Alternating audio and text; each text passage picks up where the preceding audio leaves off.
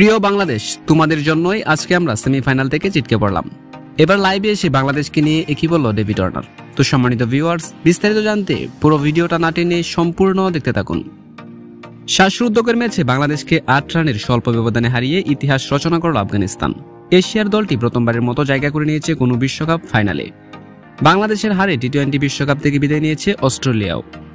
এদিন ১১৬ রানের টার্গেটে জবাব দিতে নেমে প্রথম বলেই সিঙ্গেল নিয়ে তানজিদ হাসান তামিমকে স্ট্রাইকে পাঠান লিটন দাস। তানজিদ সুবিধা করতে না পারলেও লিটন স্ট্রাইকে ফিরে গিয়ে নাবিনুল হককে হাঁকান একটি ৪ ও একটি ছক্কা। বৃষ্টির কারণে আউটফিল্ড স্লো হয়ে গেলে উইকেট থেকে সুবিধা পেতে থাকে বাংলাদেশ।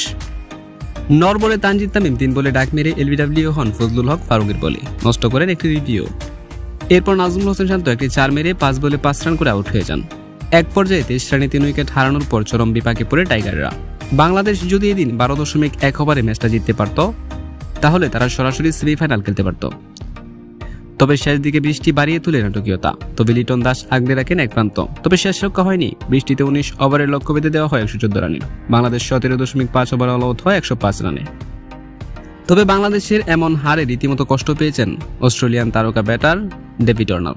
তিনি লাইভে এসে বলেছেন, বাংলাদেশের এমন হার তিনি মেনে নিতে পারছেন না। আজকে যদি বাংলাদেশ জিততে পারত, তাহলে অস্ট্রেলিয়া হয়তো